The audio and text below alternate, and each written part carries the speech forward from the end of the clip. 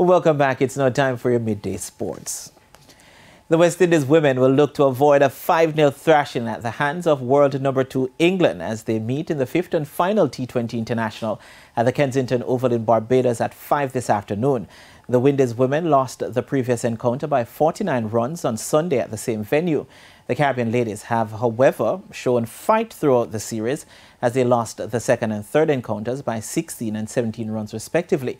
Despite trailing 4-0 in the series, head coach Courtney Walsh remains optimistic, especially as the team builds up towards next year's T20 World Cup in South Africa. Well, if we can keep this momentum and keep challenging, keep pushing, keep improving in every department, then that's what we want to see, because the big picture is the World Cup. And if we can keep improving and keep pushing teams, England's a very good side. If we can keep pushing them and learn by our mistakes, hopefully by the time we get to the Tri-Series and the World Cup, we'll have a lot more things under control.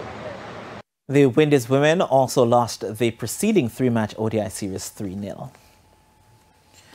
Reinas Proven Academy, Kingston Football Academy and Ballers Academy all booked their spot into Friday's semi-final of the Soccer Express Reinas Shield Under-17 girls football competition, following the completion of the preliminary phase on Wednesday.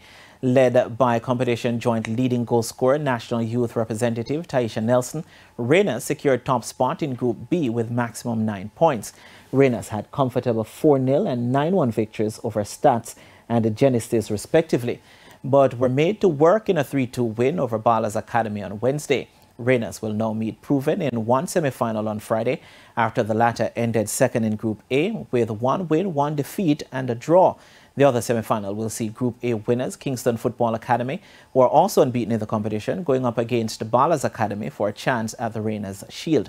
In the consolation trophy, the Reinas Armour Cup, Norbrook Strikers will face Genesis Academy in one semi-final, while Next Gen opposes Stats in the other last 4 contests. The finals of both cups will also be played on Friday at Uwenden Community Centre in St. Andrew. And finally, defending champions Harbourview maintained their lead atop the Jamaica Premier League table, but only on goal difference after being held to a 1-1 draw by Tivoli Gardens at the Anthony Spalding Sports Complex on Wednesday night. Both goals came in the first half as Tommy Lawrence found space to give Tivoli the lead after 31 minutes. However, the top scorers found a way back in the first half stoppage time after Tivoli failed to get the ball clear. Timar Lewis was on hand to head home his 5th goal of the season.